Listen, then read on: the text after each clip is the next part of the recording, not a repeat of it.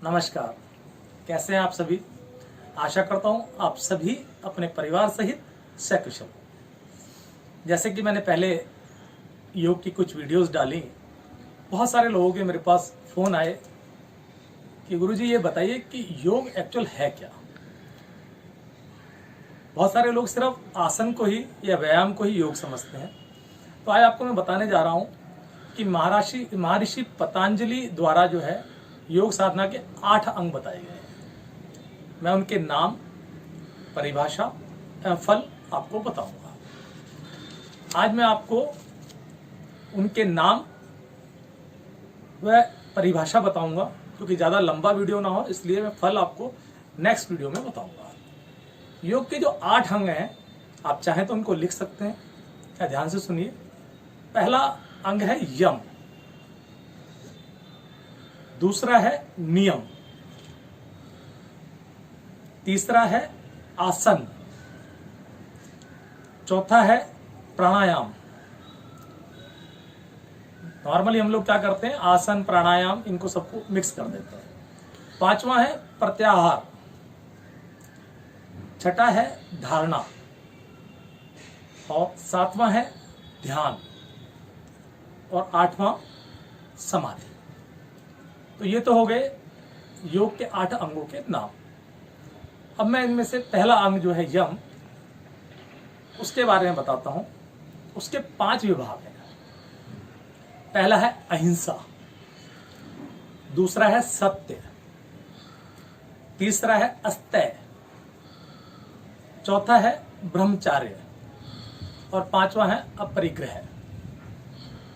जो पहला है अहिंसा, शरीर, वाणी तथा मन से सब काल में समस्त प्राणियों के साथ वैर भाव यानी द्वेष छोड़कर प्रेम पूर्वक व्यवहार करना अहिंसा कहलाता है।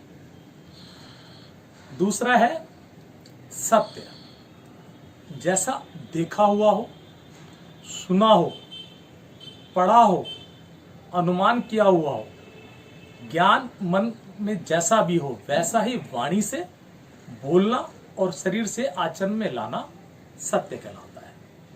तीसरा है अस्तेय, किसी वस्तु के स्वामी की आज्ञा के बिना उस वस्तु को शरीर से धारण करना या मन वाणी से उस वस्तु के बारे में विचार करना या लेने की इच्छा रखना अस्तेय कहलाता है। ब्रह्मचार्य, मन तथा इंद्रियों पर संयम करके वीर्य शारीरिक शक्तिशाली की रक्षा करना, वेदादि सत्य शास्त्रों का पढ़ना और ईश्वर की उपासना करना ब्रह्मचार्य कहलाता है। पांचवा है अपरिग्रह, हानिकारक एवं अनावश्यक वस्तुओं का तथा हानिकारक एवं अनावश्यक विचारों का संग्रह ना करना अपरिग्रह कहलाता है। योग का जो द्वितीय अंग है, जो दूसरा अंग है, वो है नियम। उसके भी 5 विभाग हैं। पहला है शौच, दूसरा संतोष, तीसरा तप जो हमारे ऋषि मुनि करते हैं, चौथा स्वाध्याय यानी पढ़ना, पांचवा ईश्वर प्रणिधान। पहला शौच। शौच यानी शुद्धि। शुद्धि 2 प्रकार की होती है, पहली ब्रह्म शुद्धि और दूसरी आंतरिक शुद्धि। शरीर, वस्त्र, पात्र, स्थान, खान पान तथा धनोपार्जन को पवित्र रखना ब्रह्म शुद्धि कहलाता है। तथा विद्या, सत्संग, स्वाध्याय, सत्य भाषण एवं धर्मचारण से मन, बुद्धि आदि अंतकरण को पवित्र करना आंतरिक शुद्धि कहलाता है। इसके बाद है संतोष, अपने पास विद्यमान ज्ञान तथा साधनों से परिपूर्ण पुरुषार्थ करने के पश्चात जितना भी आनंद, विद्या, बल, धनादि फल रूप में हमें प्राप्त होता है, उससे ही अपने आप को संतुष्ट करना, उससे अधिक की इच्छा ना करना संतोष कहलाता है।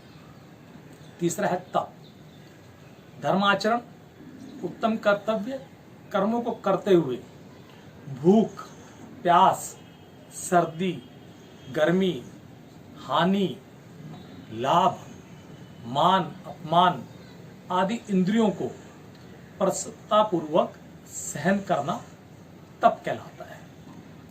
इसके बाद आता है चौथा स्वाध्याय। मोक्ष की प्राप्ति कराने वाले वेदादि सत्य शास्त्रों को पढ़ना, ओम आदि पवित्र मंत्रों का जप करना तथा आत्मचिंतन करना स्वाध्याय कहलाता है। पांचवा है ईश्वर प्रणिधान।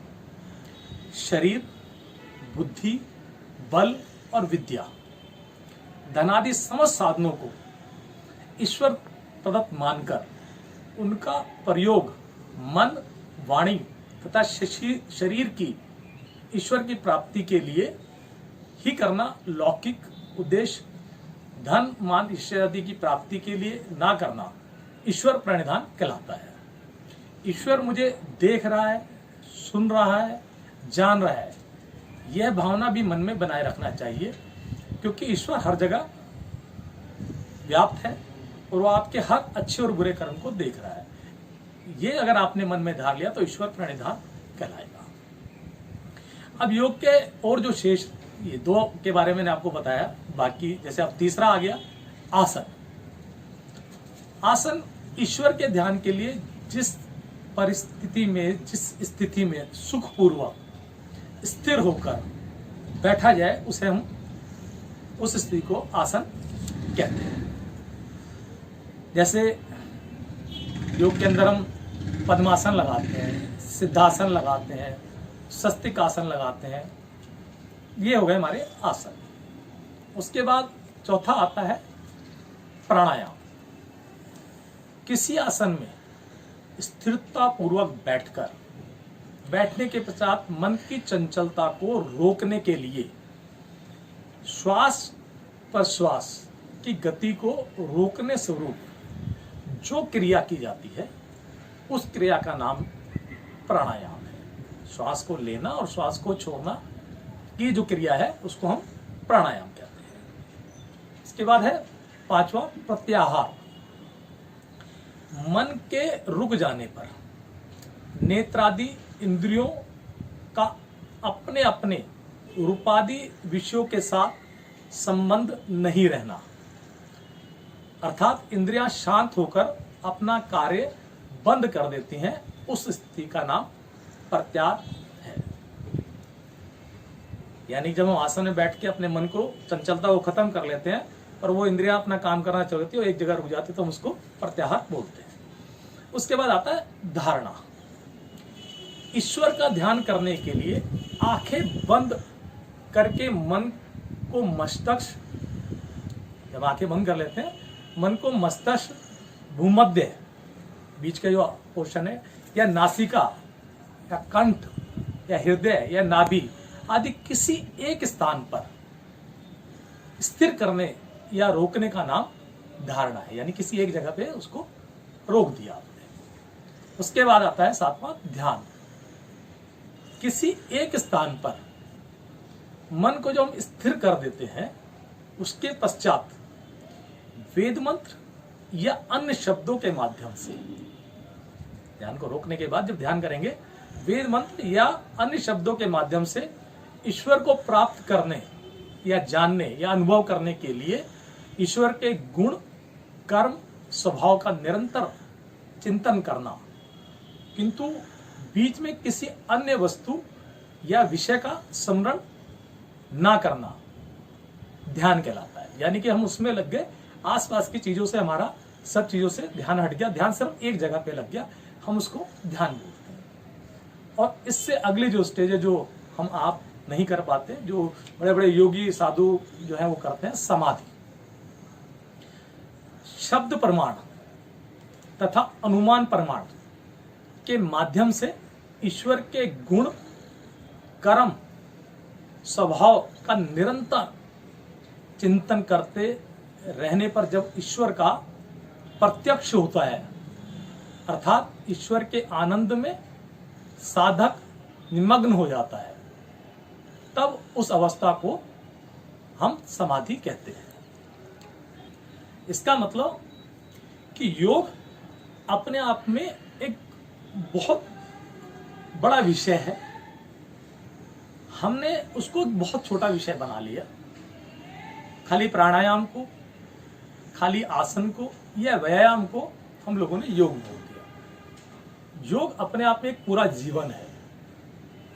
तो मैंने कोशिश की आपको बताने की कि योग के जो 8 अंग हैं ये किस तरीके से कार्य करते हैं। ज़्यादा लंबा ना हो इसलिए मैंने इसको यहीं क्लोज कर रहा हूँ आज। इसके बाद मैं इनका फल आपको बताऊंगा कि ये जो करते हैं आप, इसका क्या आपको फल मिलता है। तो आज के लिए आप सभी को बहुत बहुत नमस्कार। आशा करता हूँ आपको ये वीडियो अच्छी लगेगी। इसको शेयर करें, लाइक करें, सब्सक्राइब करें और अपने सभी मित्रों को बताएं। बहुत बहुत